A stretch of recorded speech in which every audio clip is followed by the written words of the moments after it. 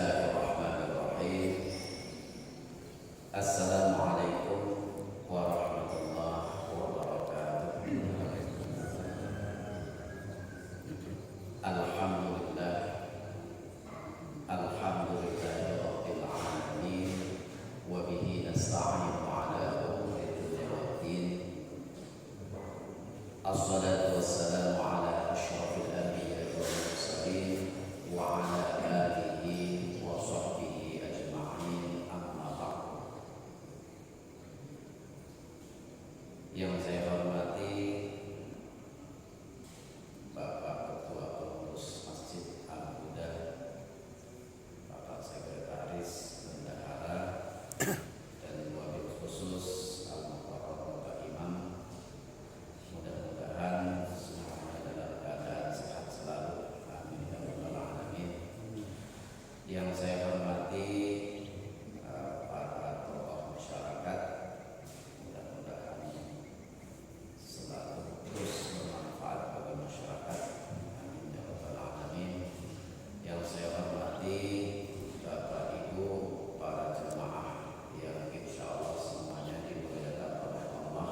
Amin ya rabbal alamin.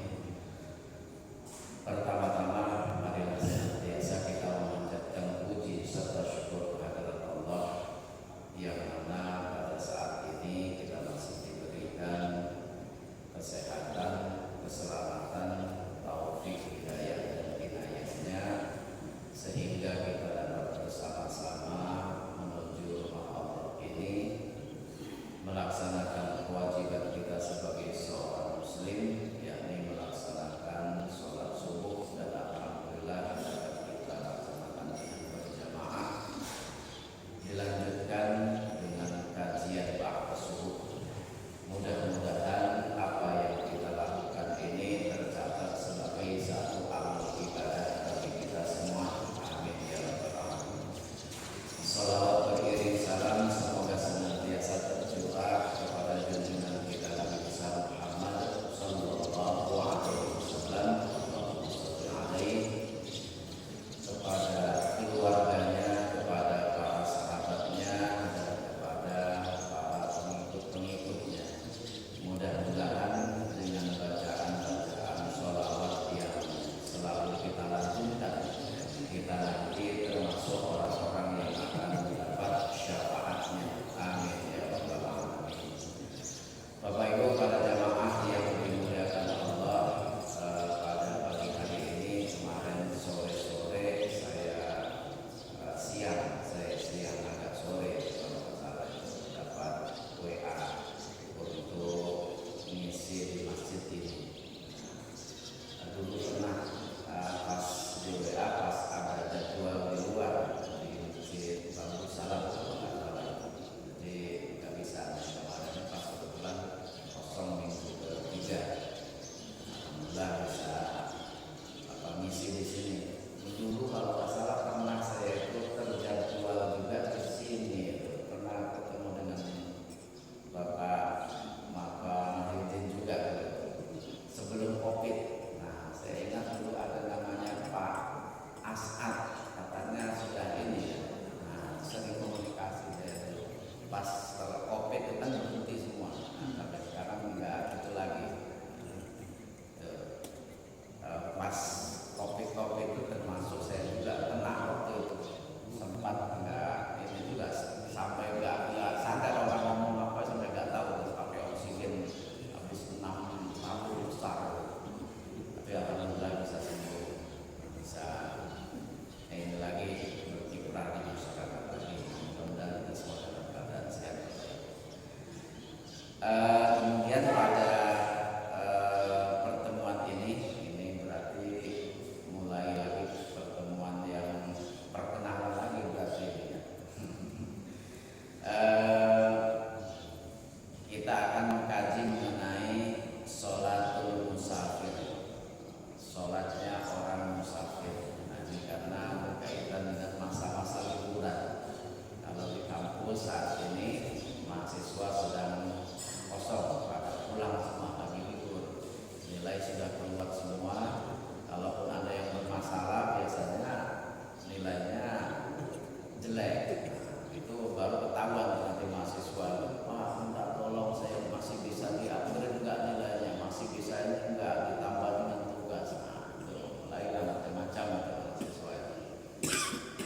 kemudian yang SMP SMA sebentar lagi mau liburan. Nah, anak saya di pesantren di Asidikia Tangerang itu yang anak yang terakhir masuk kelas 1 MTS, sebentar lagi liburan, 22 Desember nanti liburan. Kalau yang di Gontor sudah liburannya sudah kemarin, yang di Pasuruan juga pesantren Pasuruan sudah liburannya udah kemarin. Karena berkaitan dengan liburan biasanya berkaitan dengan musafir. Bapak Ibu para jamaah yang berbahagia, yaqulullahu ta'ala.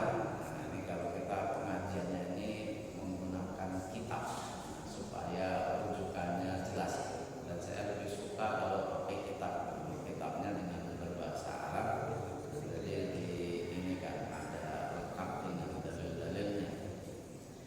Yaqulullahu ta'ala, Allah Subhanahu wa ta'ala berfirman, wa ma ja'ala 'alaikum fid dini min haraj. Dan Allah tidak menjadikan kepada kalian di dalam agama itu min haraj, sesuatu yang sulit. Ai innahu subhanahu wa ta'ala, maksudnya adalah bahwasanya Allah Subhanahu wa ta'ala lam yashrah fi ahkamid dini, tidak mensyariatkan dalam hukum-hukum agama ma yuti'ukum fil juhdi wal inati, yang bisa menjadikan kalian itu dalam kesulitan. Jadi sebenarnya dalam agama itu kalau kira-kira sulit itu ada namanya rukhsah, keringanan, ada namanya dispensasi dan lain sebagainya. Nah, termasuk dalam hal ini ketika seseorang sedang dalam keadaan musafir. Nah, itu kalau dalam keadaan musafir kan memang ya kita dalam keadaan agak sulit kalau harus mengerjakan ibadah secara normal, karena seperti itu. Makanya ada namanya rukhsah nanti. Nah, dalam hal ini dalam sholat itu ada namanya rukhsah. Kaifa takunu sholatul musafir? Bagaimana tentang sholat musafir ini? Rakhasallahu lil musafiri fi sholatihi rukhsataini. Allah Subhanahu wa ta'ala memberi rukhsah, keringanan kepada orang yang musafir dalam sholatnya. Rukhsataini, ada 2 rukhsah. Awalahuma, ini yang pertama adalah ikhtisaru fi kamiyatir rakaati, mengurangi atau pengurangan dalam jumlah rakaat, wa yusamma qasran, yang disebut dengan qasar. Asaniyah, yang kedua, dhammu ihdahuma ilal ukhra fil adai, menggabungkan antara satu sholat dengan sholat yang lain, yang disebut dengan wa yusamma al-jam'u bainas sholataini, menjamak di antara 2 sholat.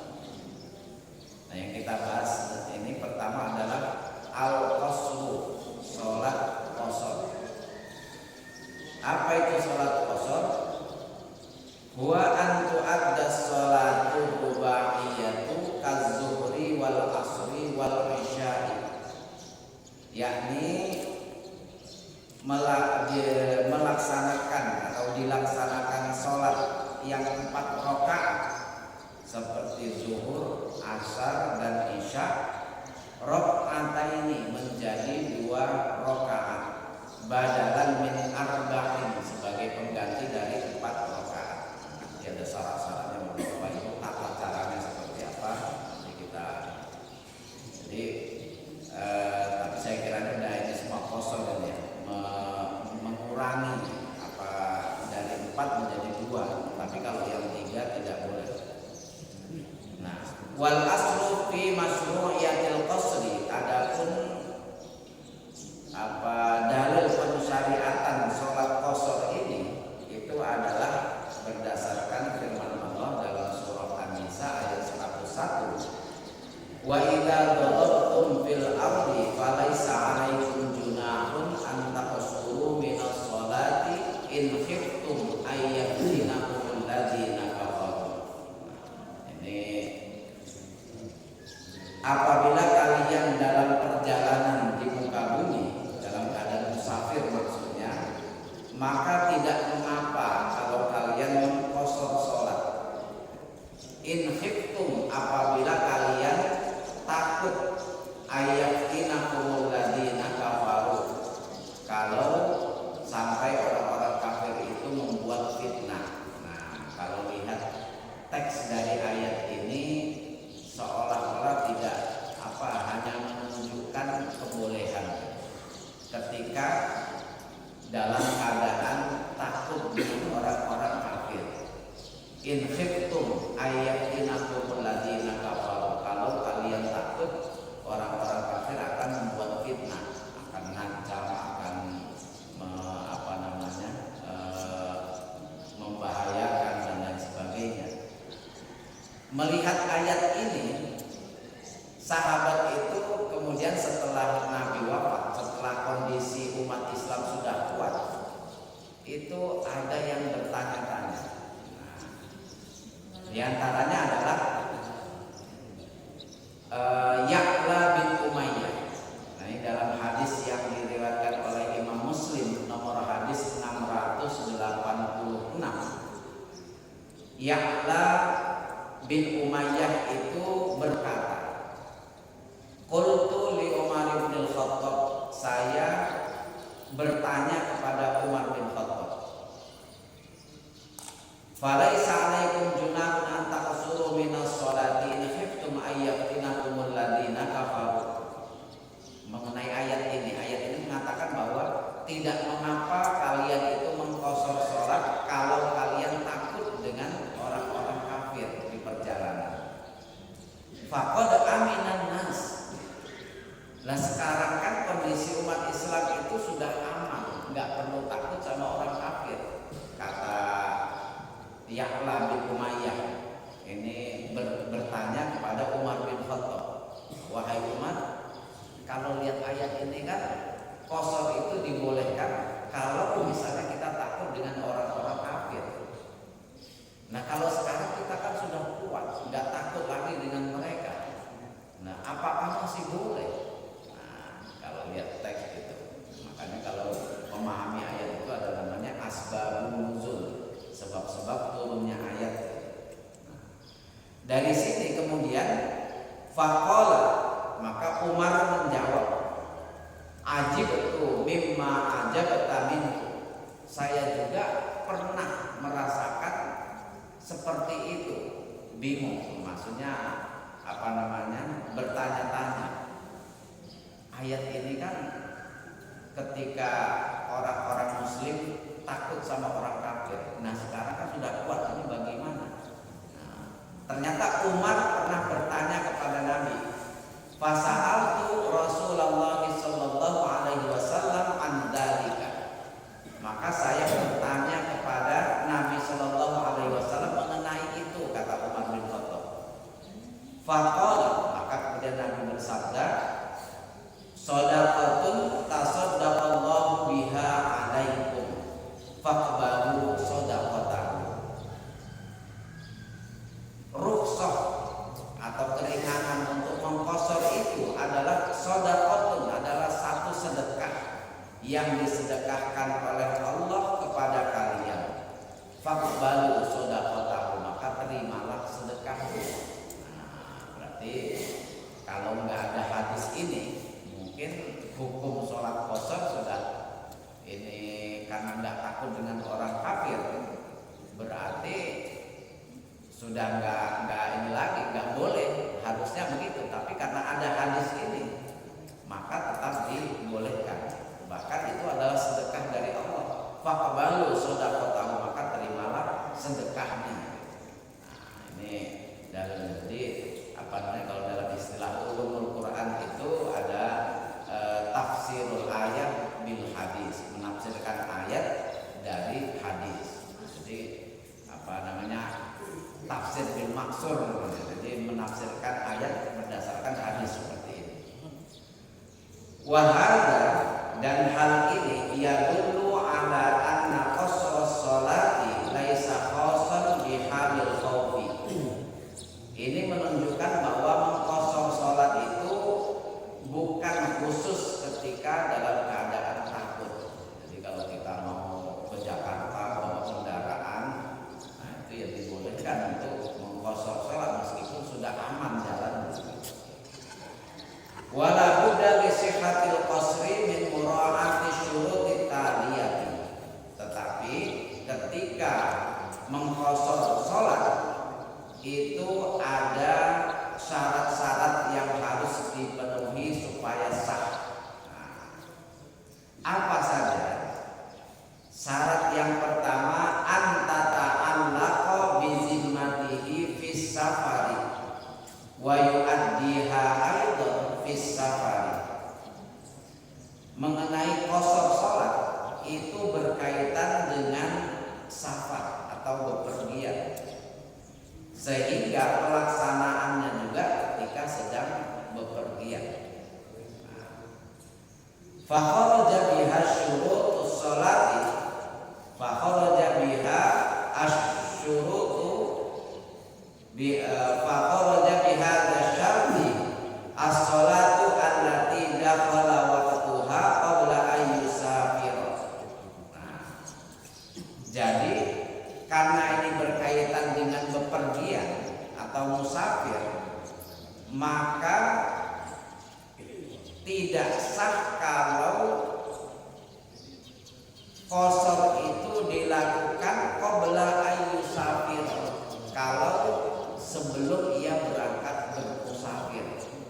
Nah, ini yang banyak juga kadang kita di masyarakat itu yang salah. Jadi misalnya mau berangkat ke Jakarta bawa kendaraan, nah, berangkatnya jam 1, sekalian aja lah dijamak sama kosor sama asar, padahal masih di rumah.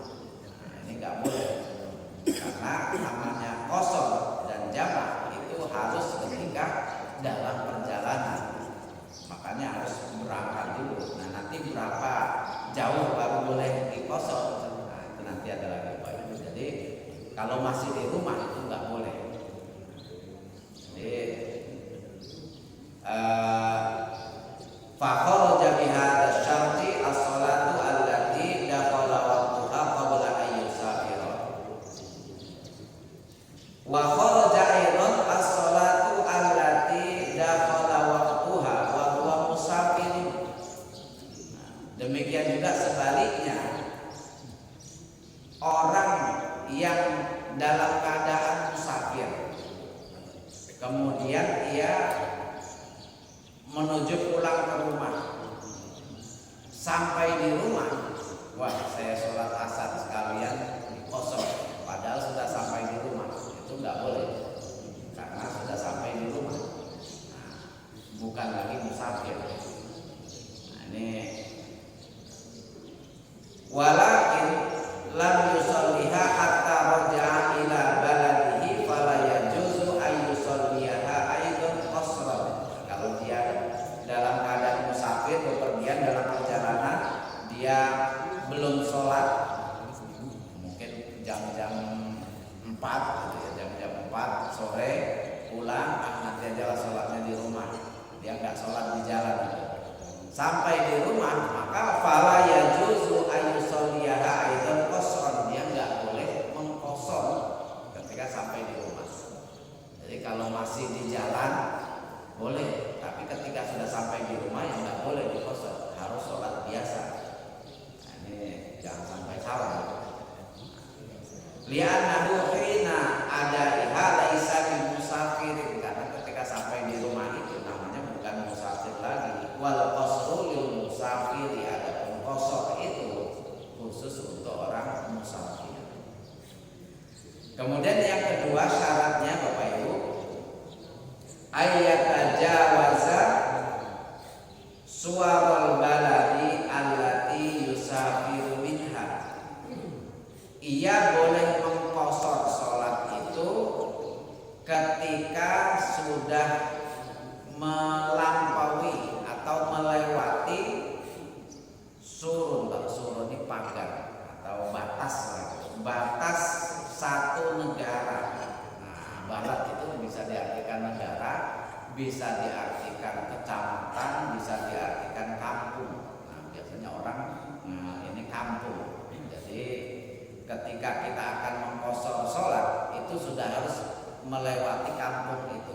Kalau misalnya di kampung jembatan kecil ya, nah, kita berangkat dari rumah baru lewat sekitar 10 rumah kan masih di jembatan kecil juga. Ke masjid dulu, ini mengqashar sholat dulu, itu nggak boleh karena masih, kalau masih di kampung itu namanya belum musafir, kecuali ketika dia sudah melewati kampung itu. Nah, ini li'anna man kana dakhila suwari baladihi aw imraniha laisa bimusafirin, karena orang yang masih berada di dalam batas kampung itu laisa bimusafirin, namanya bukan musafir. Ai fasafaru innama yubda'u min lahzati hadat tajawuz. Nah, yang namanya musafir itu dimulai ketika dia sudah melewati batas kampung itu. Kalau masih di situ nggak boleh. Rawa al-Bukhari, ini Imam Bukhari meriwayatkan pada nomor hadis 1039 dan juga Imam Muslim nomor hadis 690.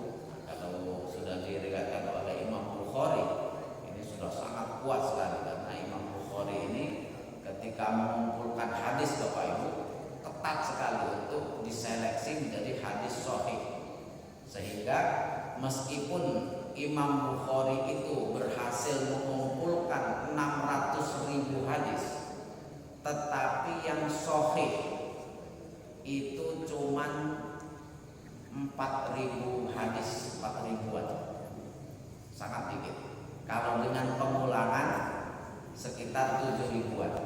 Pengulangan maksudnya apa? Nah, maksudnya begini, ada yang kata-katanya mirip, tetapi ini ada berbeda dikit. Misalnya sholatul jamaati afdalu min sholatil fardhi. Dalam hadis lain sholatul jamaati tafdulu, bukan afdalu tapi tafdulu. Nah, ini dengan pengulangan maksudnya sama. Nah, kalau dengan pengulangan itu 7.000 hadis lebih dari 600.000-an. Nah, itu Imam Bukhari itu, sehingga karena syaratnya harus ada ketemu sanad-sanadnya itu, si A harus ketemu dengan si B harus ketemu dengan si C harus ketemu dengan si D sampai kepada Nabi. Kalau ternyata terputus, oh ini si B nggak pernah ketemu dengan si C, ini orang nggak sezaman, itu nggak bisa dikategorikan sahih. Nah, mengenai hadis yang berkaitan dengan hal ini, Imam Bukhari meriwayatkan an Anasin, dari Anas radhiyallahu anhu qala shallaitu zuhra ma'an nabiyyi sallallahu alaihi wasallam bil madinati arba'an. Bahwasanya Anas, biasanya kalau Anas ini Anas bin Malik, sahabat Nabi. Anas radhiyallahu anhu berkata, saya sholat zuhur bersama Nabi di Madinah 4 rakaat. Jadi Nabi kan ketika hijrah itu kan pindah dari Mekah ke Madinah, kemudian di Madinah itulah tinggalnya Nabi. Maka ketika sholat zuhur, Nabi itu akan mengadakan perjalanan dengan Anas. Ketika zuhur itu masih di Madinah, Nabi itu sholatnya 4 rakaat. Kemudian wal asra bizil Hulaifah rakaataini. Kemudian setelah berjalan di daerah namanya Zil Hulaifah, itu sudah di luar kota Madinah, barulah Nabi sholatnya rakaataini, 2 rakaat di qashar. Berarti kalau masih belum berangkat, masih ketika masuk waktu sholat dia masih di situ, masih belum berangkat, berarti nggak boleh di qashar sholatnya, kecuali dia sudah berangkat. Jadi misalnya kita mau berangkat ke Jakarta jam 1 kan sudah masuk waktu zuhur. boleh, nanti saya zuhurnya di sana aja lah, di daerah Tais sekalian menjamak kosor, nggak boleh, karena dia itu masih di rumah ketika waktu sholat telah tiba, kecuali kalau berangkatnya jam 11 itu kan belum masuk waktu zuhur. Jam 11 berangkat sampai di Tais, azan zuhur, Allahu Akbar, Allahu Akbar. Mampir ke masjid, sholat zuhur sekalian asar di kosor, di jamak, itu boleh seperti itu. Karena sudah ini sama dengan yang dilakukan oleh Nabi ketika di Madinah, masih 4 rakaat, masih normal. Ketika sudah sampai di Dzulhulaifah, Nabi itu sholatnya 2 rakaat di kosor. Wazil Khulaifah, adapun daerah Dzulhulaifah kharija imronil Madinah, itu sudah di luar batas kota Madinah. Meskipun yang nggak jauh tapi sudah di luar batas kota Madinah. Jadi itu syarat yang kedua Bapak Ibu, harus sudah melewati batas dari satu kampung. Yang ketiga, syarat ketiga, Allah yang biyal musafiru iqamata arba'ati ayyamin khaira yaumid dukhuli war ruju'i fil makanil ladzi yusafiru ilaihi. Hendaklah orang musafir tadi itu berniat tidak lebih dari 4 hari atau lebih. Jadi maksudnya begini, kalau kita niat ingin berangkat ke Jakarta bawa kendaraan, di sana selama 3 hari, maka itu masih dikategorikan sebagai musafir. Tapi kalau 4 hari, itu ketika di sana kita nggak boleh mengqashar atau menjamak sholat, karena sudah dikategorikan sebagai orang mukim. Jadi itu. Kalau nggak tahu berapa hari, nanti ada penjelasannya. Jadi macam-macam Bapak Ibu. Faida nawa dzalika, apabila seseorang tadi itu berniat untuk bermusafir ke daerah, katakanlah ke Medan misalnya, ke Medan, di sana sekitar 4 hari. Faida nawa dzalika, kalau niatnya itu di sana akan 4 hari atau lebih, asbahatil baldatul lati yusafiru ilaiha fi hukmi mautinihi wa mahalli iqamatihi, maka daerah yang ia tuju tadi, kota Medan itu dikategorikan sebagai tempatnya dan bukan musafir. Nah, kalau niatnya 4 hari atau lebih, seminggu atau 2 minggu. Kemudian falam ya'du yajuzu lahul qasru fiha, maka nggak boleh diqashar ketika di sana. Yang boleh itu cuma dalam perjalanannya saja. Ketika di sana nggak boleh. Jadi, kalau dalam perjalanannya boleh, dari sini sampai ke Medannya boleh, tapi ketika di Medan nggak boleh. Nah, itu kalau dia niatnya 4 hari atau lebih. Amma idza kana nawiyan ayyuqima aqalla min arba'ati ayyamin, adapun kalau ia berniat untuk mukim di Medan itu, di tempat dia musafir itu, kurang dari 4 hari, berarti 3 hari atau 2 hari atau sehari. Au kana la ya'lam muddata baqaihi fiha, atau dia nggak tahu kira-kira nanti memakan waktu berapa lama di sana. Misalnya bisnisnya lagi lancar, mau ngurusin bisnis yang di sana, nggak tahu selama berapa hari, bisa jadi 2 hari, bisa jadi 3 hari, bisa jadi seminggu, bisa jadi 2 minggu. Itu maka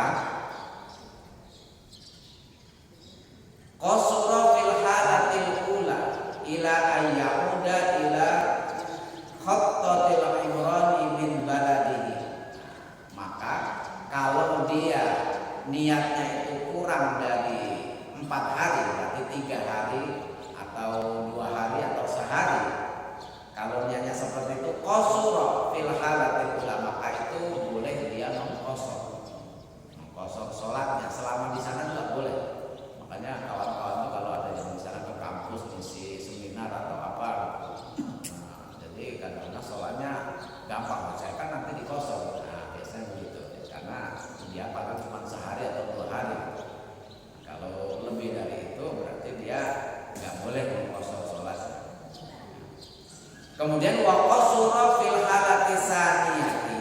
Kalau dia nggak tahu sampai berapa hari nanti tinggal di Medan, nah di sana karena urusannya banyak. Kalau nggak tahu sampai berapa hari, nah itu ada batasnya Bapak Ibu. Wa qasura fil halati saniyati ila samaniyata asyara yauman. Nah, batasnya itu sekitar samaniyata asyara 18 hari. Kalau nggak tahu berapa hari, sama itu boleh dia tetap mengkosor, tapi ada batas waktunya. Kalau apa namanya batas maksimal itu 18 hari. Kalau lebih dari itu maka dia harus sholat biasa. Nah, ini ada dalilnya Bapak Ibu. Rawa Abu Dawud, Imam Abu Dawud meriwayatkan pada hadis nomor 1229. An Imran bin Husain radhiyallahu anhu qala, dari Imran bin Husain radhiyallahu anhu yang berkata, ghazaltu ma'a Rasulillah sallallahu alaihi wasallam, saya berperang bersama Nabi sallallahu alaihi wasallam, wa syahadtu ma'ahul fathah, saya menyaksikan Nabi itu ketika perang Fathu Makkah.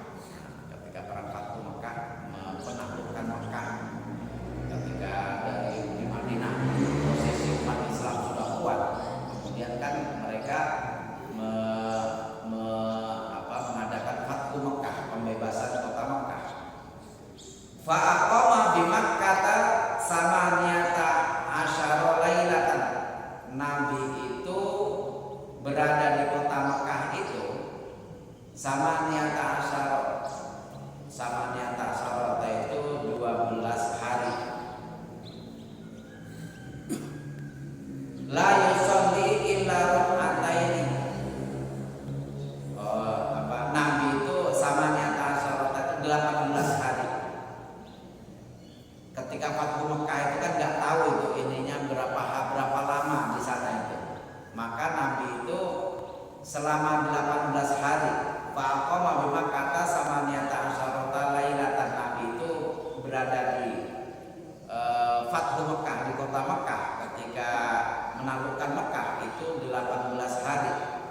La yusolli illa rak'ataini. Nabi itu tidak sholat kecuali 2 rakaat. Berarti tetap mengqashar terus. Nah, ini yang menjadi dasar. Kalau nggak tahu urusannya nanti berapa hari kita di Jakarta, kita di Medan, maka batasnya itu 18 hari seperti yang dilakukan oleh Nabi ketika Fathu Makkah. Nah, jadi li'anna Nabi sallallahu alaihi wasallam, karena Nabi sallallahu alaihi wasallam aqama hadzal muddata bi Makkah amal fathi bi harbi Hawazin yaksuru sholata. Karena Nabi itu nggak tahu berapa lama waktu yang dibutuhkan untuk mengatasi kondisi kota Mekah dari serangan kaum Hawazin. Hawazin itu yang waktu itu berusaha untuk nyerang Islam ketika Fathu Mekah, sehingga membutuhkan waktu 18 hari. Selama 18 hari itu Nabi mengqashar sholat terus, sehingga ini dijadikan dasar bahwa kalau nggak tahu berapa lama di sana itu maka batasnya 18 hari. Nah, jadi dari sini tinggal nyimpulkannya gampang Bapak Ibu. Yang pertama, kalau niatnya kalau 4 hari atau lebih maka tidak boleh mengqashar. Kalau niatnya 3 hari maka boleh mengqashar di sana. Selama sana kalau perjalanannya tetap boleh mau berapa hari saja. Kemudian yang ketiga, kalau nggak tahu mau berapa hari, itu ada batasnya, yaitu 18 hari. Nah, ini mengenai syarat yang ketiga. Kemudian syarat yang keempat Bapak Ibu, alla yaqtadiya bimuqimin. Seorang musafir tadi itu hendaklah tidak menjadi makmum kepada orang yang mukim. Nah, maksudnya bagaimana? Nah, ini fa'in iqtada bihi wajaba alaihi ayyutabi'ahu fil itmami walam yajuz lahu al-qasar.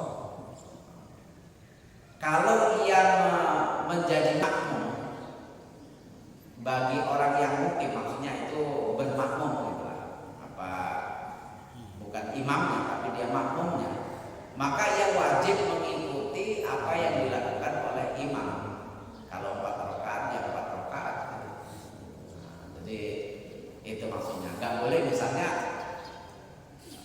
ketika qomat Allahu Akbar Allahu Akbar asyhadu an la ilaha illallah asyhadu anna Muhammadar Rasulullah hayya 'alas sholati hayya 'alal falah qad qamatis sholatu qad qamatis shalah Allahu Akbar la ilaha illallah. Nah, imamnya maju, imamnya mungkin imam masjid setempat misalnya. Orang yang mungkin Allah sholli fardul asri arba'a raka'atin imaman la ta'ala Allahu Akbar. Yang musafir tadi ikut Allahu Akbar, ikut berjamaah. Kemudian setelah 2 rakaat dia salam duluan. Jadi nggak boleh seperti itu.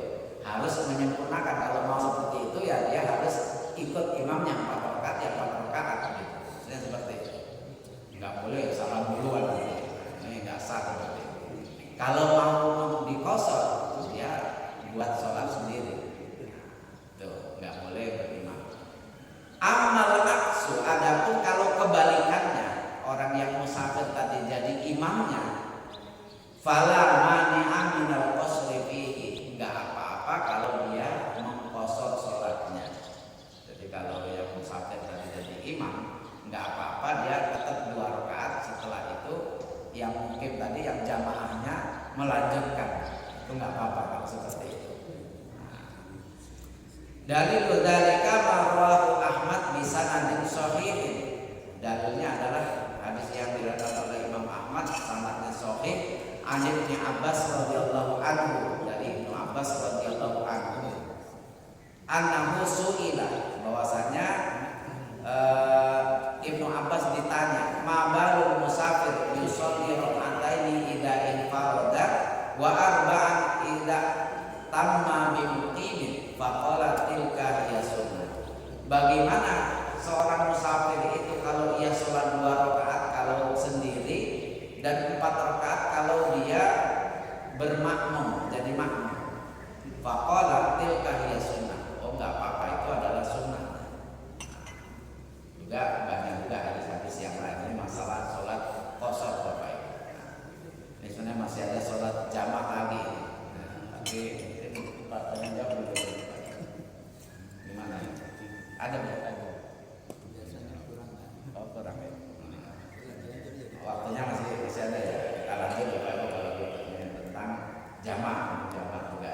Ini sebenarnya pemulangan. Saya kira sudah sering. Tapi mungkin karena kadang-kadang ada hal-hal yang tertentu, ini yang lupa selama ini. Sanian yang kedua adalah al-jam'u. Jadi kalau tadi qashar, ini yang kedua, rukhsah tadi itu adalah al-jam'u, menjamak sholat. Wa qad urifat maknahu qabla qalilin, tadi sudah dijelaskan kalau jamak itu menggabungkan 2 sholat, tetapi enggak semuanya itu ada ininya, ada sholat apa saja yang digabung. Nah, di sini baina sholati zuhri wal asri, zuhur dengan asar. Kemudian bainal maghribi wal isya'i, antara maghrib dan isya. Boleh di maghrib atau boleh di isya, boleh di zuhur, boleh juga di asar. Yang enggak boleh itu sholat subuh. Ini dalil juga ini. Wa rawa Muslimun, Imam Muslim meriwayatkan nomor hadis 705.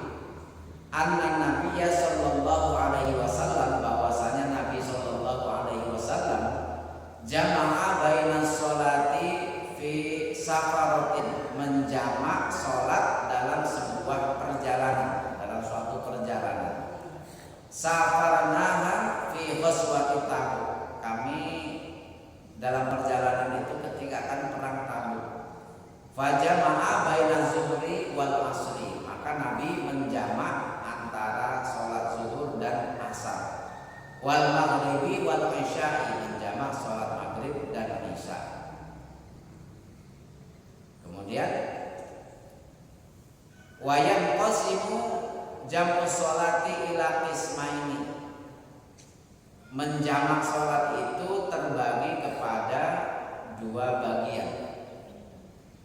Jam'u taqdimin, yang pertama adalah jamak takdim, nanti ada syarat-syaratnya. Bi ayyuqaddimal muakhirati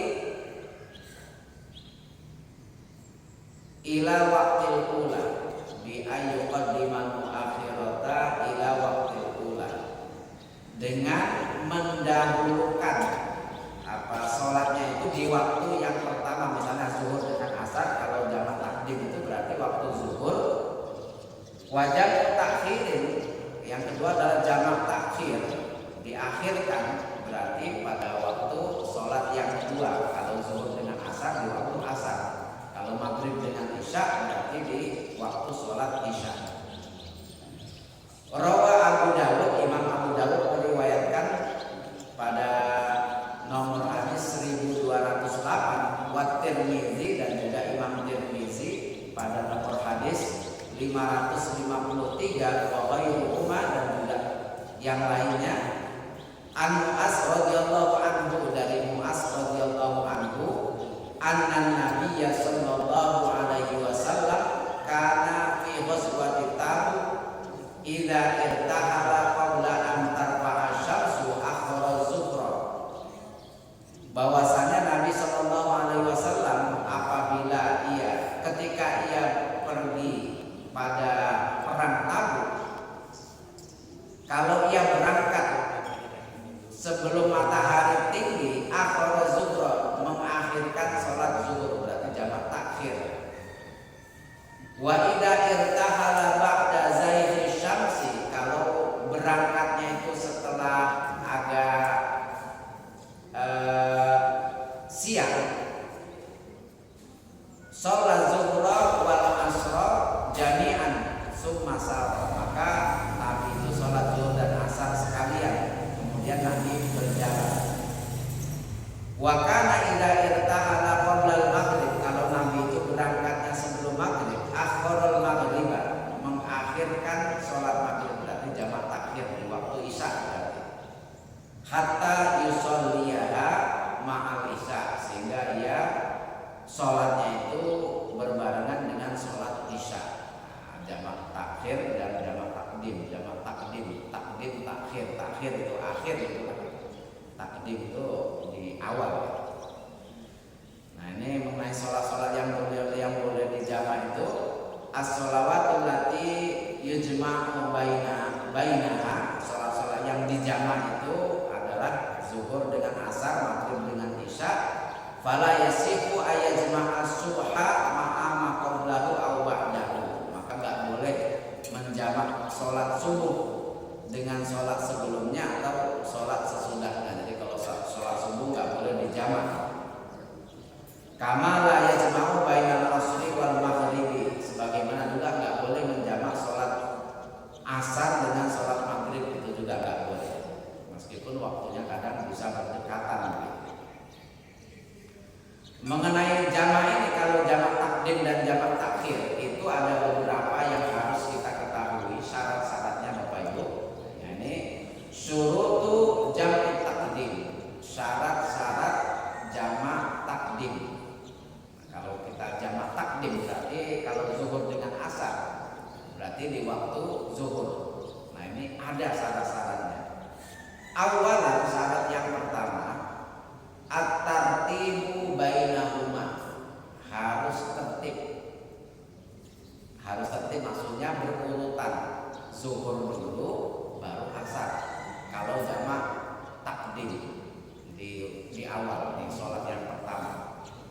Kalau jamak takdim itu harus berurutan.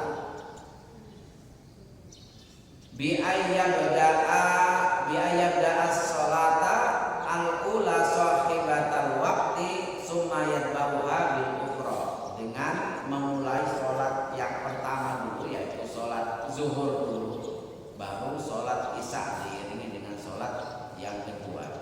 Ini syarat yang pertama, itu tertib.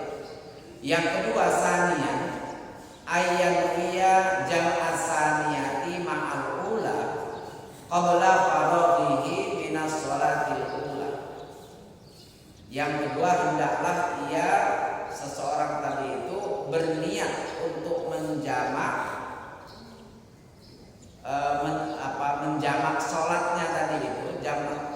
yang dia jam asaniyati ma'al ula. Jadi sudah harus ada niat duluan. Qabla faraghihi minas sholatil ula, sebelum ada jeda yang cukup panjang setelah waktu yang pertama. Nah, misalnya kita dalam perjalanan sholat zuhur. Nah, habis itu kita sudah ngopi-ngopi, sudah ngeteh, sudah makan-makan.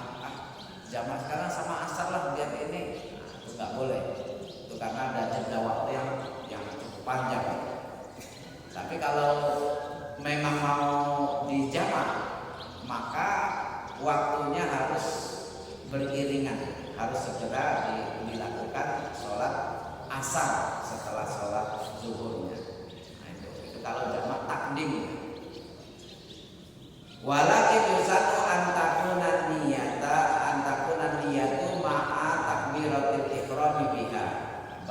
Tapi disunahkan niat untuk menjamak itu ketika takbiratul ihram.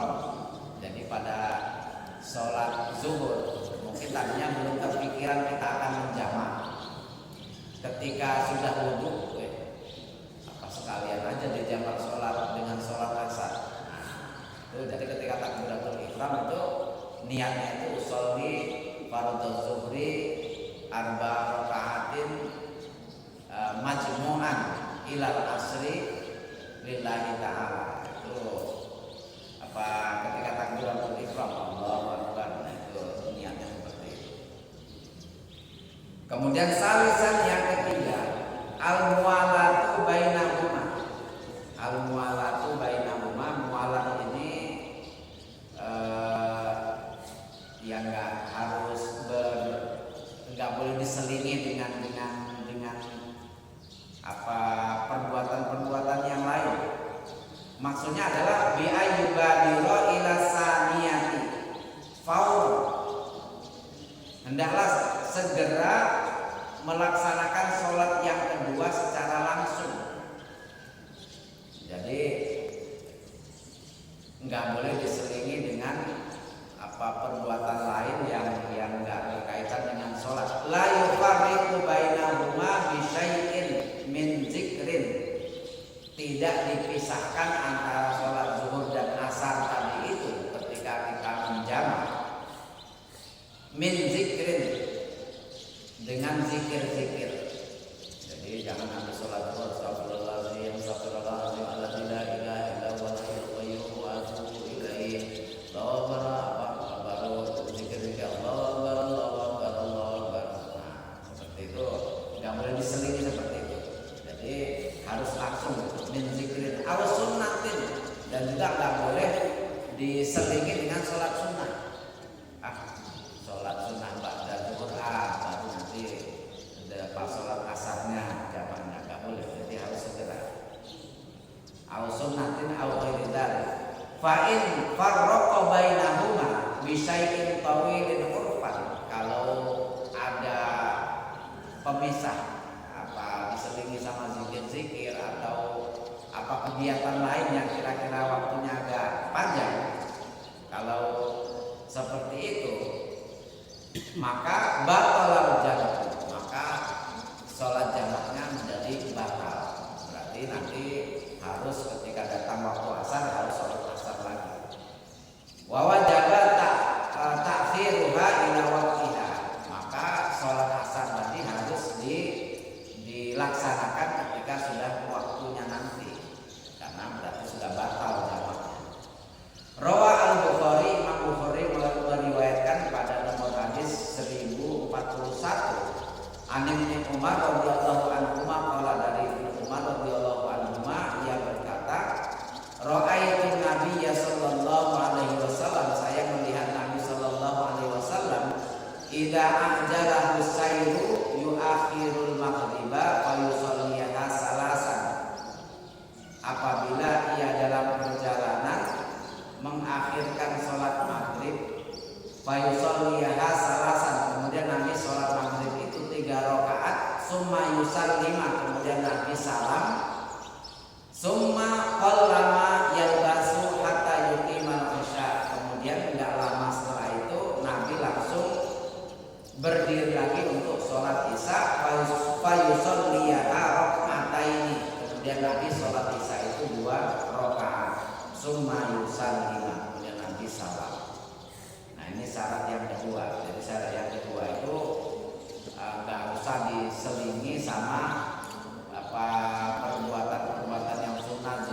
witir sunnah, kemudian sholat sunnah kalau mau menjamak itu.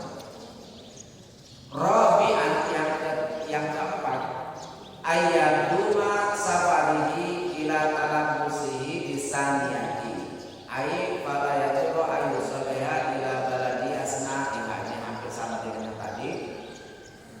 Menjamak sholat itu ketika ia sedang dalam keadaan musafir. Jadi ketika sudah di rumah itu tidak boleh dilakukan, atau sebelum berangkat itu nggak boleh dilakukan jamak karena dia belum musafir. Nah ini tadi kalau jamak takdim Bapak Ibu. Nah sekarang jamak takhir lagi. Syurut jamak takhir, adapun syarat-syarat jamak takhir supaya nggak lupa. Awalan yang pertama, ayyan hiya jam'al ula takhirat hilal waqtihal asli. Hendaklah berniat untuk mengakhirkan sholat. Nah ini niatnya ini agak beda. Kalau jamak takdim tadi boleh setelah selesai langsung ini niat jamak sekalian itu nggak apa-apa. Tapi kalau jamak takhir ini ketika waktu, ini kan berarti diakhirkan ya. Berarti kalau zuhur dengan asar berarti di waktu asar kalau jamak takhir ini. Kalau mau jamak takhir, maka ketika waktu zuhur tiba, kita sudah harus berniat nanti sholatnya di jamak sekalian. Nah niatnya itu ketika kita sudah waktu zuhur, dalam keadaan sebelum waktu asar tadi sudah harus berniat. Nah ini kalau jamak takhir itu seperti itu. Falau kharaja waqta zuhri, kalau waktu zuhur itu sudah selesai, walam yanwi jam'aha, kemudian ia belum berniat untuk menjamak dengan asar, asbahat muta'alliqa bi zimmatihi ala wajhil qadha'i, maka itu nanti enggak boleh dilakukan jamak tapi sifatnya qadha, berarti dia meninggalkan sholat zuhur. Wa usima fit ta'khiri, maka dalam hal itu ia mendapat dosa.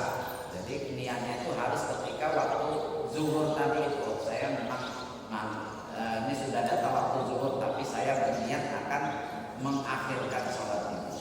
Nah, jamak takhir. Ya. Sudah ini waktunya Bapak Ibu.